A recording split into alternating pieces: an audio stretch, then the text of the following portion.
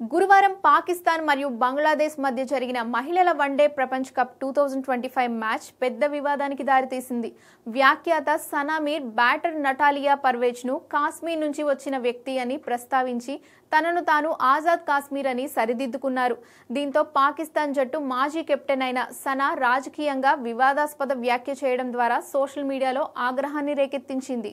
అయితే అంతర్జాతీయ cricket council ఈ వివాదాస్పద విషయంపై ఇంకా ప్రకటన విడుదల చేయనప్పటికీ దీనిపై తీవ్ర వ్యతిరేకత రావడంతో సనా సోషల్ మీడియాకు వెళ్లి వివరణ ఇచ్చింది.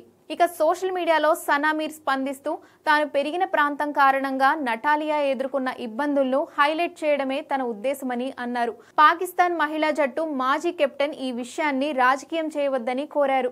ఎందుకంటే నా హృదయంలో ఎటువంటి దురుద్దేశం లేదు లేదా ఆమె మనోభావాలను దెబ్బతీయాలని అనుకోలేదు.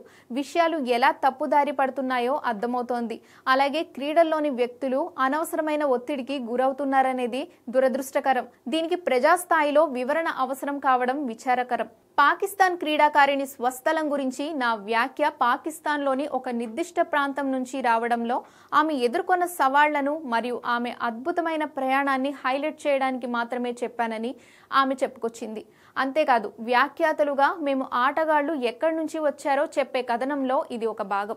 ఇతర ప్రాంతాల నుండి వచ్చిన మరో 2 ఆటగాళ్ల కోసం కూడా నేను ఆ రోజు అలా చేశాను. దయచేసి దీన్ని రాజకీయం చేయవద్దు.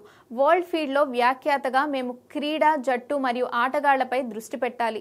ధైర్యం మరియు పట్టుదల యొక్క స్ఫూర్తిదాయకమైన కథలను హైలైట్ చేయాలి. నా హృదయంలో ఎటువంటి దురుద్దేశం లేదా మనోభావాలను దెబ్బతీసే ఉద్దేశం లేదు అని సనా జోడించారు.